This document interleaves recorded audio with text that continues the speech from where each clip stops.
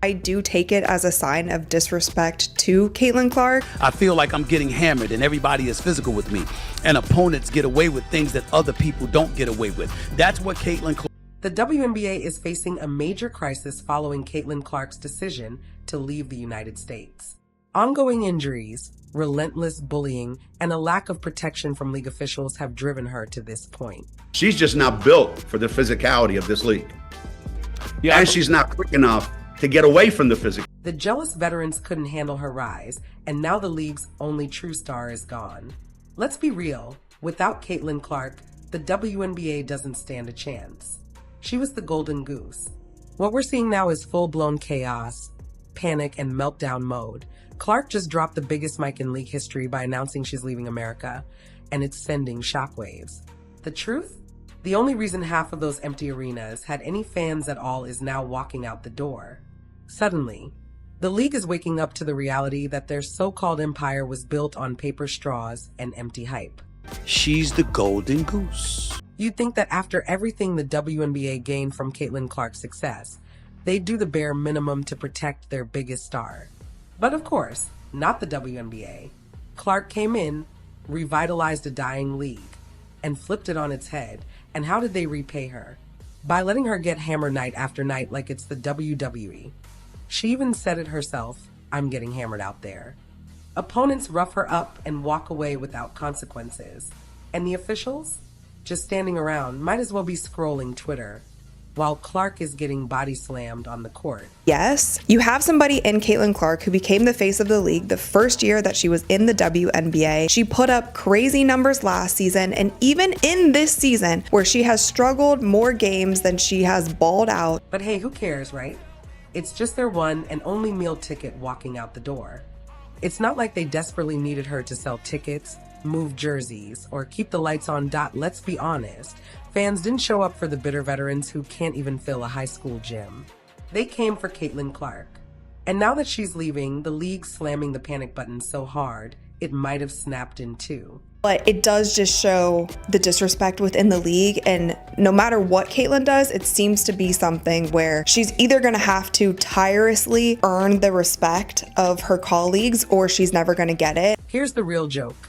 The WNBA's been strutting around like they're the next NBA, bragging about some unprecedented expansion to 18 teams. 18. Meanwhile, they can't even fill the arenas they already have. They're clearly afraid to protect CaitlinClark from the bully tactics and the excessive physicality inflicted on her. Heck, most of these arenas can barely scrape together 70 to 80% capacity, and that's with free ticket giveaways, discount nights, and probably a few bribes just to get people in the seats.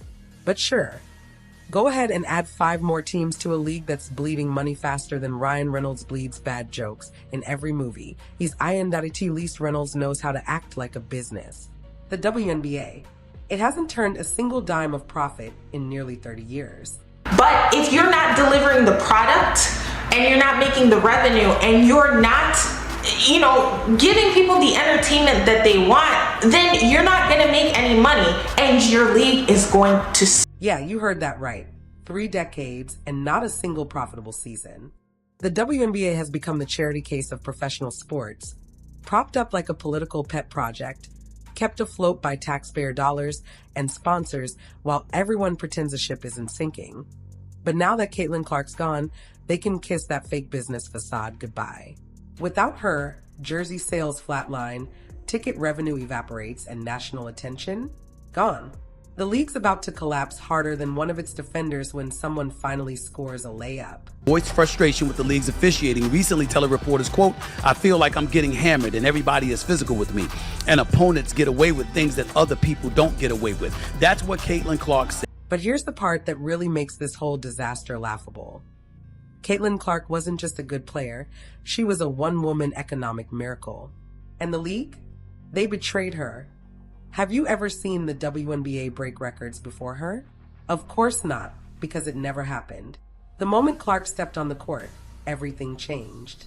Fever games averaged over 17,000 fans per game. That's not just impressive for Indiana, it's record-breaking league-wide.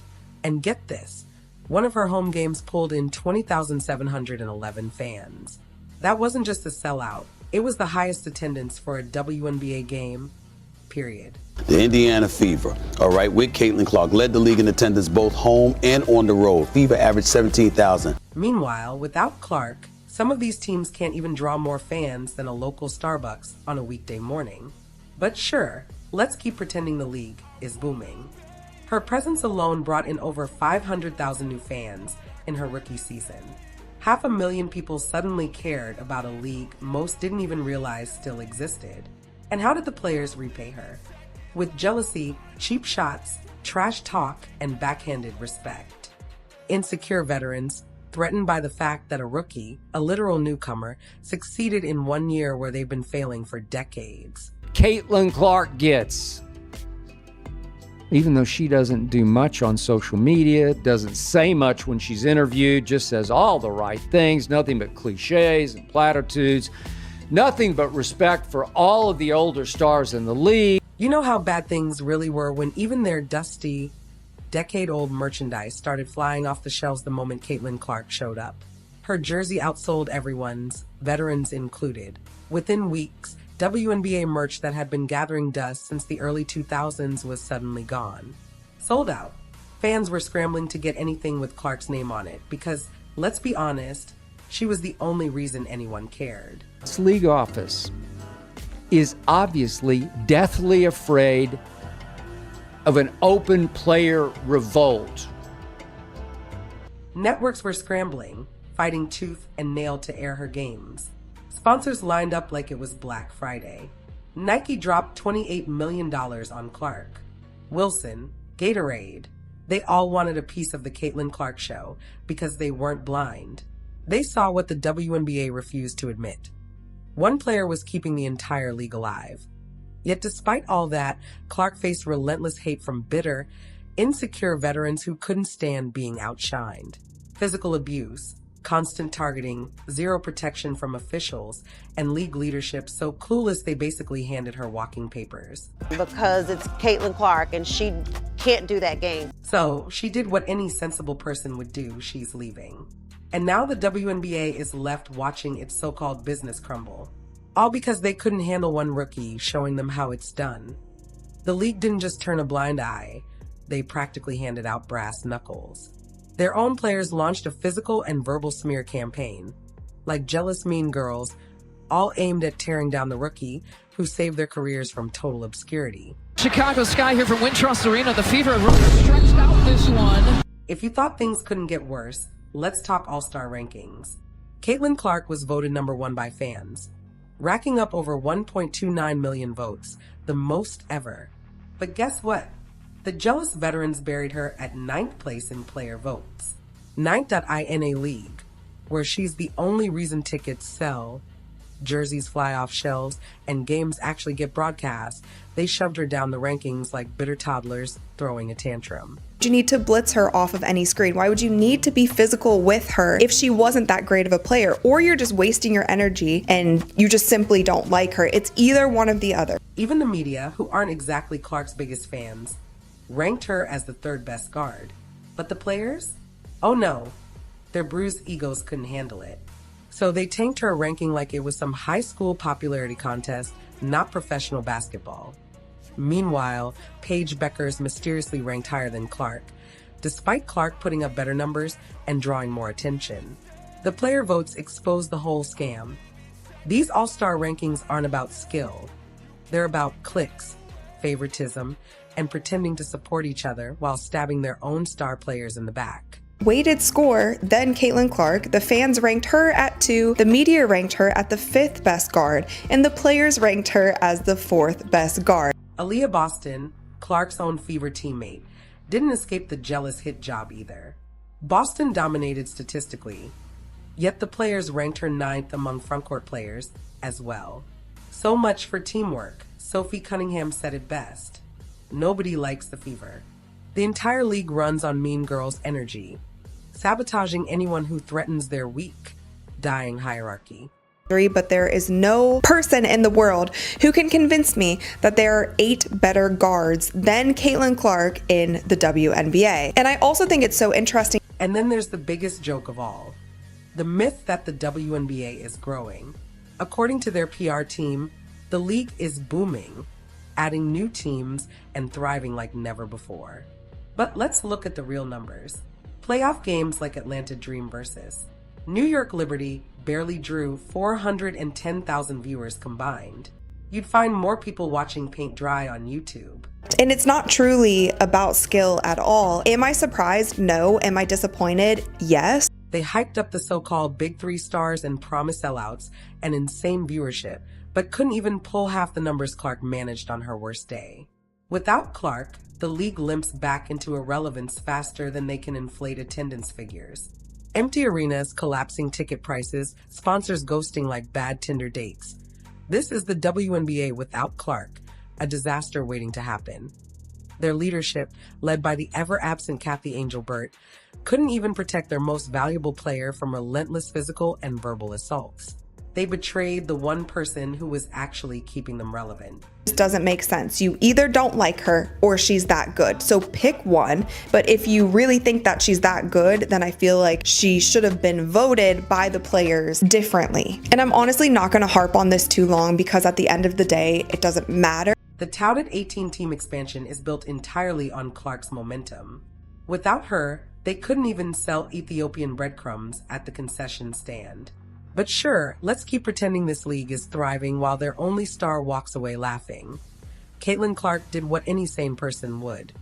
Packed her bags, grabbed her dignity, and left the circus behind. She officially announced she's done with the WNBA and is heading to Europe.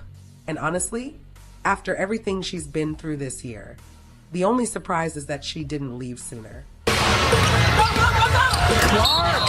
hammer.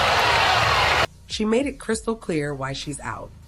Mental exhaustion, constant attacks, and zero protection from the league. The WNBA basically handed her a welcome gift of chaos, jealousy, and body slams, and then acted shocked when she didn't stick around for round 2. It's almost like they forgot their only reason for relevance has options. And unlike them, those options actually know how to run a professional league. Refs are resentful of all the attention that CaitlinClark gets. I don't know. That's the way it looked on Saturday. Clark's headed to Europe, where talent is respected, sponsors actually pay, and players don't have to suit up in body armor just to survive jealous vets. Over there, they reward performance, not petty locker room politics and insecure veterans who treat success like a personal attack.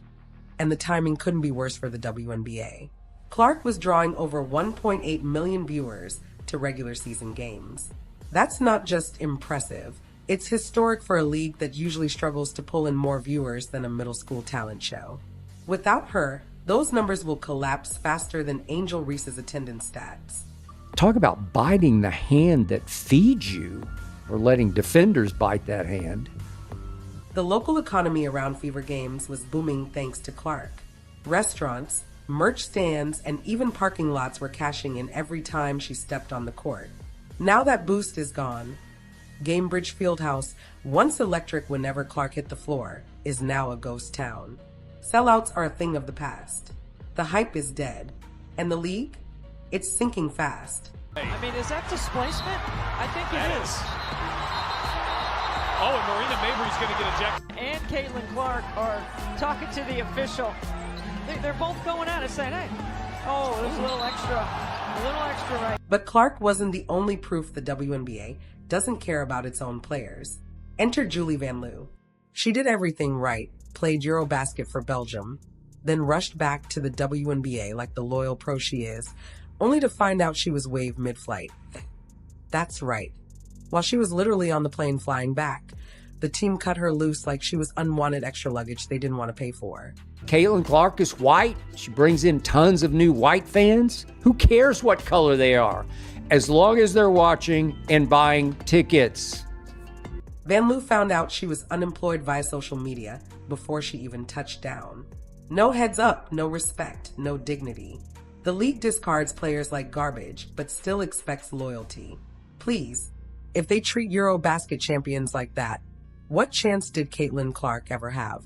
This is the same league where you get more respect as a jealous bench warmer throwing elbows than as a star bringing in sponsors. Clark's exit isn't just another player moving on. It's the first domino falling. Europe is rising. Real basketball markets are lining up to offer Clark what the WNBA never could. Actual respect, real money, and protection from insecure veterans with bruised egos. Meanwhile, the WNBA is drowning in its own pettiness and incompetence, wondering why the ship's sinking. The WNBA just destroyed itself, y'all. And trust me, this downfall is only getting started. Don't forget to subscribe for more brutal truths they don't want you hearing.